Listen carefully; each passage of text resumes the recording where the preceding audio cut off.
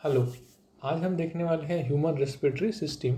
Last lecture में हमने देखा था respiratory system of plant and certain animals. अब इस लेक्चर में देखने वाले हैं हम human respiratory system. Human respiratory system में बेसिकली 3 प्रोसेस होती है। पहली होती है इंस्पायरेशन, उसके बाद होती है एक्सपायरेशन और एक्सचेंज ऑफ गैसेस। अब इंस्पायरेशन यानी क्या होता है? इंस्पायरेशन यानी सांस को अंदर लेना, है ना, ब्रीथ करना, ब्रीदिंग जो है उसको, सांस को अंदर लेना, तो उसी को बोलते हैं हम इनहेल। क्या कहते हैं? इनहेल। इंस्पायरेशन बोलिए या इनहेल बोलिए, यानी कि air inside the body, air को अंदर लेने के प्रोसेस को बोलते हैं इंस्पायरेशन और इनहेल। और उसके अपोजिट जो प्रोसेस होती है उसको बोलते हैं हम एक्सपायरेशन, और उसका दूसरा नाम है एक्सेल। क्या होता है? एक्सेल, यानी कि जो एयर है हम आउटसाइड बॉडी के बाहर धकेलते हैं, फेंकते हैं, तो उसको बोलते हैं हम एक्सपायरेशन। और तीसरी प्रोसेस है एक्सचेंज ऑफ गैसेस। तो ये 3 ही प्रोसेस कहाँ पे होती हैं? ह्यूमन रेस्पिरेटरी सिस्टम में होती है। तो ये 3 प्रोसेस होने के लिए कौन कौन से ऑर्गन काम करते हैं, तो हम इसको पहले देखते हैं। तीनों प्रोसेस देखने से पहले हम वो ऑर्गन्स देखेंगे कौन कौन से है। तो जस्ट मिनट। तो यहाँ पे आ गए हम। एक 1 मिनट, सॉरी।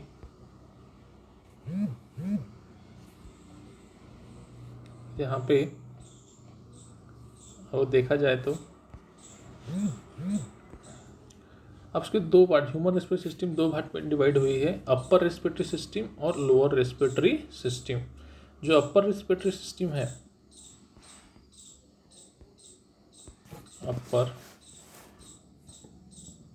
रेस्पिरेटरी सिस्टम, उसमें क्या क्या आता है? उसमें आता है नसल कैविटी, नॉस्ट्रिल, उसके बाद माउथ एंड फारिंग्स। क्या आते हैं? माउथ प्रोग्राम आता है और फारिंग्स, 4 इसमें आते हैं, फारिंग्स आते हैं।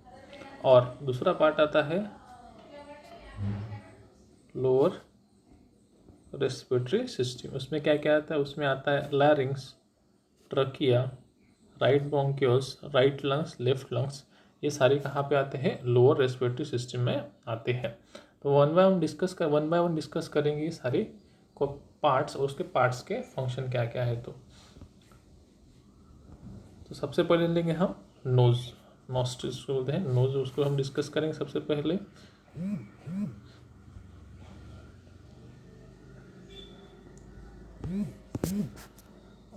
तो नोज ये सबसे पहला पार्ट है।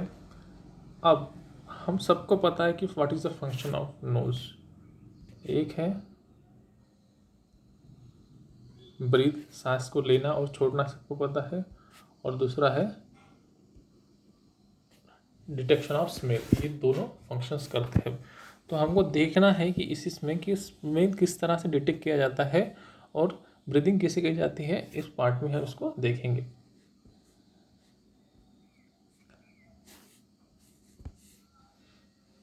अब ये नोज़ है, ये नोज़ का जो ओपनिंग है जहाँ से एयर अंदर आती है, ये वो जो पार्ट है नोज़ का, उसको बोलते हैं हम एक्सटर्नल नेरिस। क्या बोलते हैं हम?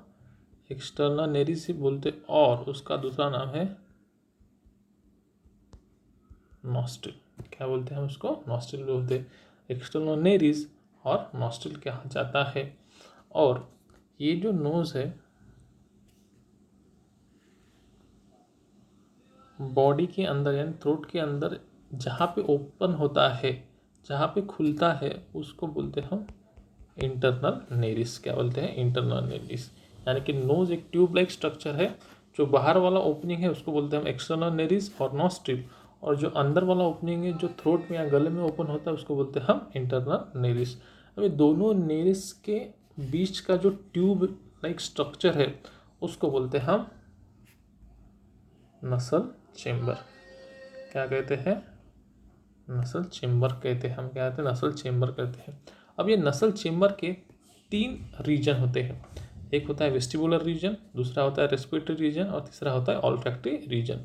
ये तीनों भी रीजन बहुत ही इंपॉर्टेंट है क्योंकि यह तीनों रीजन का एक पर्टिकुलर फंक्शन है। तो सबसे पहला रीजन है वेस्टिबुलर रीजन, जो एकदम पास में होता है एक्सटर्नल नेरिस के। इस यहाँ पे कंसिडर कर लो कि ये जो रीजन है यहाँ पे क्या है, वेस्टिबुलर रीजन है। एक बार फिर से डायग्राम बना लेते हैं। कंसिडर कर लो ये वाला ऐसा है। तो ये जो रीजन है यहाँ पे एक्सटर्नल ईयर के पास क्या पाया जाता है, वेस्टिबुलर रीजन पाए जाते हैं, ये वाला एकदम। अब इस रीजन में जो वेस्टिबुलर रीजन है यहाँ पे क्या क्या पाए जाते हैं, यहाँ पे पाया जाता है hair, and this is region is lined by mucus membrane. क्या बात, lined by the mucus membrane. अब ये जो वेस्टिबुलर रीजन है एक्ट एज अ फिल्टर। अभी फिल्टर का काम करता है, यानी फिल्ट्रेशन ऑफ एयर का काम ये वेस्टिबुलर रीजन करता है। तो एक सवाल आता है कि ये फिल्टर कैसे करता है। तो ये दो चीज़ों से फिल्टर करता है, एक तो हेयर और दूसरा है म्यूकस मेम्ब्रेन। क्योंकि एयर के साथ डस्ट पार्टिकल भी आते हैं। क्या आते हैं, डस्ट पार्टिकल। तो डस्ट पार्टिकल को आने से कौन रोकते हैं, हेयर रोकते हैं। हेयर जो डस्ट पार्टिकल हेयर की वजह से आ नहीं सकते। और जो बहुत ही छोटे डस्ट पार्टिकल है जिसे हेयर नहीं रोक पाता, उसको कौन रोकता है, म्यूकस मेम्ब्रेन रोकती है। तो म्यूकस मेम्ब्रेन कैसे क्या रोकती है, तो म्यूकस मेम्ब्रेन क्या प्रोड्यूस करता है, म्यूकस प्रोड्यूस करती है। क्या है, म्यूकस प्रोड्यूस करती है। उस म्यूकस में डस्ट पार्टिकल चिपक जाते हैं और जिसकी वजह से डस्ट पार्टिकल हमारी बॉडी में नहीं जा सकते। तो इन दोनों की वजह से एयर में की जो डस्ट पार्टिकल है हमारी लंग्स में नहीं जा सकते। इसी वजह से वेस्टिबुलर रीजन का काम क्या है, फिल्ट्रेशन ऑफ एयर। क्या है, फिल्ट्रेशन ऑफ एयर, ये काम है। उसके बाद जो दूसरा रीजन है वो है रेस्पिरेटरी रीजन। क्या है, रेस्पिरेटरी रीजन। उसके बाद का जो रीजन है रेस्पिरेटरी रीजन है। अब respiratory region act as a AC. अब एसी का मतलब क्या होता है, एसी का मतलब होता है एयर कंडीशनर। एयर कंडीशन का जैसा काम करता है। अब एयर कंडीशन का काम कैसे करता है ये, अब उससे पहले हमको देखना पड़ेगा कि ये जो रेस्पिरेटरी रीजन है इसको देखना है हाईली वैस्कुलर है। तो ऐसा है highly vascular and line by mucus membrane. यानी कि इन दोनों रीजन में एक चीज़ कॉमन है, वो यानी म्यूकस मेम्ब्रेन। वेस्टिबुलर रीजन भी line by the mucus membrane और रेस्पिरेटरी रीजन भी line by the mucus membrane. तो अगर हवा बहुत ज़्यादा ठंडी है, कोल्ड है, कोल्ड एयर, बहुत ठंडी हवा होंगी, तो क्या होगा कि ये ठंडी हवा हमारे एल्वियोलाई को, लंग्स में जो एल्वियोलाई होता है उसको डैमेज कर सकती है। और एल्वियोलाई डैमेज हो सकते हैं तो it may cause the death.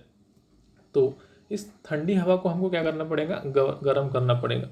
तो कंसिडर कर लीजिए कि ये जो रीजन है मैंने बताया कि हाईली वैस्कुलर, यानी कि यहाँ पे क्या है, ब्लड वेसल्स ज़्यादा है। क्या है, ब्लड वेसल्स ज़्यादा है।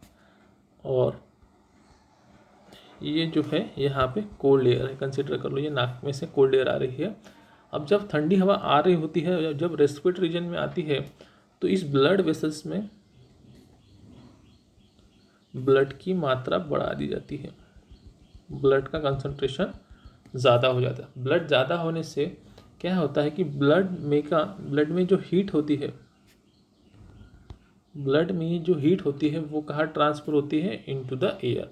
अब हीट ट्रांसफ़र होने की वजह से कहाँ से, ब्लड में से कोल्ड एयर में, ये जो एयर कोल्ड होती है कैसी हो जाती है, वार्म एयर होती है, वार्म एयर। यानी कि transfer of heat from the blood to the cold air, due to which cold air are become warm, now become a warm. तो ये वार्म एयर हो गई, फिर ये हमारे लंग्स में जाती है और लंग्स को डैमेज नहीं कर सकती। तो इस तरह से ये ठंडी हवा को गर्म करने का काम करती है। अब इसका अपोजिट देखेंगे, अगर एयर बहुत ज़्यादा हॉट है, क्या है, हॉट एयर है, अगर हेयर हॉट रहेंगी या वार्म रहेंगी, हॉट एयर, तो ये भी हमारे एल्वियोलाई को डैमेज करेंगे। लंग्स में जो एल्वियोलाई होते हैं उसको डैमेज कर सकती है। तो फिर कैसे करेंगे, इस वक्त फिर काम आता है म्यूकस मेम्ब्रेन क्या काम आता है, म्यूकस मेम्ब्रेन क्या प्रोड्यूस करते हैं, म्यूकस का प्रोड्यूस करते हैं। अब म्यूकस मेम्ब्रेन ये म्यूकस प्रोड्यूस करते हैं, तो म्यूकस जो होता है ये क्या होता है, बहुत ज़्यादा गर्मी की वजह से क्या इवेपोरेट हो जाता है, यानी कि म्यूकस वेपर में कन्वर्ट हो जाता है। अब ये मैंने तो बता दिया, इसके वजह से हवा ठंडी हो जाती है, पर आपको समझ में नहीं आ रहा कि ये म्यूकस वेपर में कन्वर्ट होता है तो हवा किस तरह से ठंडी होती है। तो मैं आपको एग्जांपल बताता हूँ कि अगर मैंने आपको बोला कि एक पतीला लो स्टील का या पॉड लो, उसमें वाटर डालो, वाटर। अब ये जो वाटर है ये कौन से फॉर्म में है, लिक्विड फॉर्म में। अब इस लिक्विड फॉर्म के वाटर को हमको कौन से फॉर्म में कन्वर्ट करना है, गैसियस फॉर्म में। अब आप क्या करेंगे, इस जो वाटर को हम पानी में फ्रीज में रखेंगे या गैस पे रखेंगे, तो ऑब्वियसली आप बोलेंगे सर कि हम गैस पे रखेंगे। अब गैस पे रखने के बाद ही ये जो पानी है ये किस में कन्वर्ट होगा, गैस में होगा।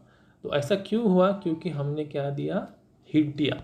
गैस पे रखते एक्चुअली हम क्या देते हैं, हीट देते। हीट देने की वजह से जो लिक्विड फॉर्म का वाटर है convert into the gaseous form. यानी कि इसका मतलब होता है कि कोई भी लिक्विड चीज़ को अगर हमको गैसियस चीज़ में कन्वर्ट करना है तो हमको क्या देनी पड़ती है, हीट देनी पड़ती है। तो यही फंडा यहाँ पे लगता है कि म्यूकस मेम्ब्रेन प्रोड्यूसर म्यूकस, और म्यूकस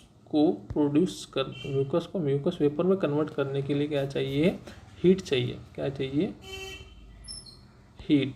और वो हीट आती कहाँ से है, हॉट एयर से। हॉट एयर से हीट आती है, उस हीट के वजह से mucus convert into the mucus membrane. अगर हॉट एयर से हीट चली गई तो फिर ये जो हॉट एयर होंगी ये कैसे हो जाएंगी, कोल्ड एयर। यानी कोल्ड एयर, बहुत ज़्यादा कोल्ड नहीं, तो आप बोलेंगे सर कोल्ड लेंगे तो डैमेज कर सकती है ना, बहुत ज़्यादा कोल्ड ना बहुत ज़्यादा वार्म, मीडियम टेम्परेचर में हमको एयर चाहिए। तो इस तरह से अगर हवा ठंडी रहे तो उसको गर्म करता है, और गर्म हवा रही तो ठंडी करता है। कहाँ पे, रेस्पिरेटरी रीजन में। तो it is act as a AC और act as a air condition. कौन सा रीजन, रेस्पिरेटरी रीजन। ओके, उसके बाद है ऑल्फैक्टरी रीजन। उसके बाद है ऑल्फैक्टरी रीजन। तो ऑल्फैक्टरी रीजन उसके बाद का यहाँ का रीजन कंसिडर कर लो। यहाँ पे रहते हैं, यहाँ पे रहता है olfactory lobe is a part of the brain, और यहाँ से आते हैं ऑल्फैक्टरी एपिथेलियल सेल्स।